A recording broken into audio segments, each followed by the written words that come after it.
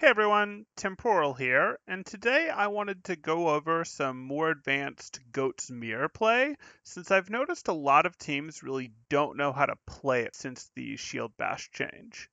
I'll specifically be going over how to play it very slowly for a resource lead that either lets you just win or baits the opponents into bad aggression that you can then punish. First, however, I need to establish some more basics of the goats v goats that everyone needs to understand. Holding positions is more favorable in the goats mirror matchup than pushing into them. There's a couple reasons for this. The first is that Zarya can more easily charge ults by sending right clicks at an advancing team, as their pathing is more predictable. The second and more important reason is that corner holds are really, really strong in goats vs goats. With a corner, you can set your Reinhardt behind that corner and have him swing into the open space while not being discordable by the other team's Zenyatta. Teams pushing into this will not have everyone able to attack your Reinhardt as quickly as everyone on the holding team can attack the first person in, usually Rein, from the aggressing team. The answer to this, what you have to do if you're trying to push into this, and this is not something that, oh, defenders always do this and aggressors are always the ones attacking in. This is not an attacking defending thing. This is a who has control of the point thing. But aggressors, what they do to try and deal with this is you've got to try to rotate to get past the spot being held. So if one choke is being held, you start to rotate towards the other choke. Maybe you do rotate to the other choke. Maybe you start to rotate and then double back as the holding team starts to break their formation to set up at the other place. And then as you're through that choke, you have a more even fight. Sometimes that's not an option though, and you're going to find that you have to go through a choke. Maybe there's only one choke with where the holding team is chosen to set up and you have to go through it. If you have the option, your best play at that point is to go ahead and swing wide. That's going to net you a disadvantage in the shield war. You're going to lose more shield health rotating wide like that, but it is going to mean that they can't immediately make a play onto your Reinhardt or anyone else before your whole team has sight on them. So it's still the best option that you have there. And the final basic piece that everyone absolutely needs to understand in the Goats Mirror matchup is that Reinhardt is the single most important hero. If you trade any one of your heroes for the opponent's Reinhardt, you can then spend a couple seconds stabilizing behind your Rein shield. And while doing so, you're getting potentially upwards of 30 health per second to everyone through your auras with Lucio Aura and Inspire. You're also doing damage to the enemy team while you're gaining health like this. Your D.Va, your Zen, your Lucio, and your Zarya can all shoot at the other team, and there's no Reinhardt shield blocking them anymore, so that's a big deal. And you're not going to lose your Reinhardt or anyone else during this most of the time, as the only piercing damage that they have left if you killed their Reinhardt was Briggs, and Briggs is not going to kill anyone, not going to be killing your Reinhardt if he's getting 30 plus health per second from auras and another 30 health per second from Harmony Orb. Stabilize time, fantastic. Stabilize for a second or two, go aggressive. The fight's really won if you trade it out for their Reinhardt most of the time.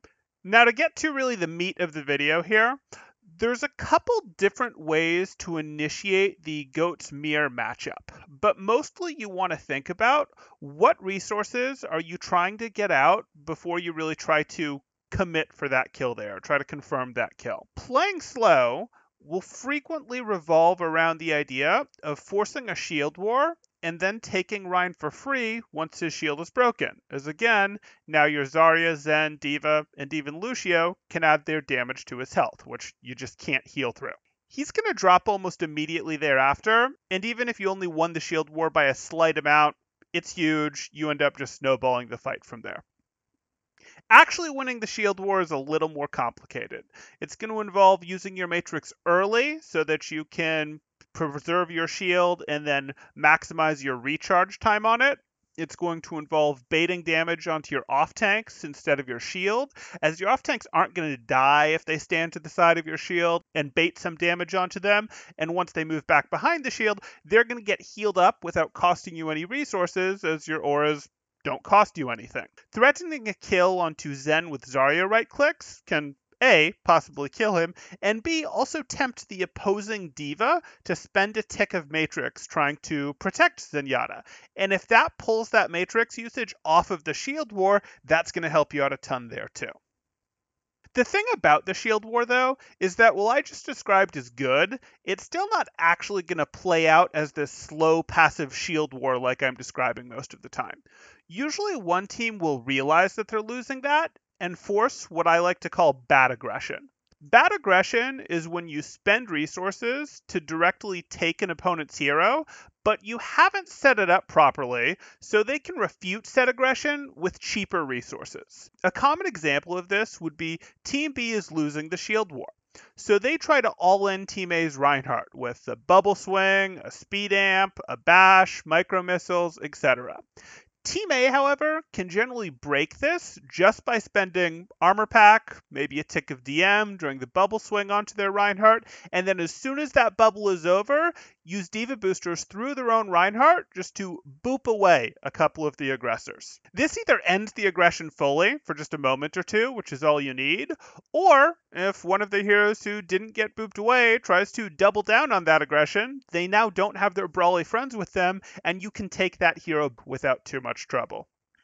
If the aggression is broken, though, Team A can either stabilize for a moment themselves, and now all in with a nice cooldown advantage of their own, as they still have critical CDs such as Amp and Team Bubble, if they see that opening, or they can simply continue to play for that shield war that they were already winning and pour their existing cooldown advantage into that. Of course, bad aggression doesn't only take the form of all-in brawls. Teams are also going to sometimes, when they're losing, try to force grav plays or shatter plays without adequate setup. That's a very common thing to see when a team is losing the slow fights, and it's also easier to prevent because you really get the feel that, hey, they're going to try something, etc., etc. The takeaway from this video, however, should not be that all aggression is bad aggression. It's definitely not. While I'm diving into a slow play style of goats vs. goats in this video, you can absolutely have good aggression based off of recognizing that the opposing team has misused their CDs, based off of booping the opposing Reinhardt towards your team and creating a little separation from his own team, or from recognize that the opponents have moved in such a way that they can't aid one of their players quickly enough. You might see this in the form of both tanks trying to separate from their Reinhardt a little bit for positional flank advantage. If they both do it, you can absolutely punish that and take their Reinhardt. Or it might be as simple as, hey, they're trying to rotate past the payload and you can push into them and cause their team to get separated by the payload so they can't aid each other fast enough. Anyway, that's what I wanted to cover today. If you guys have any questions, let me know in the comments. Thanks, guys. Tim Portal out.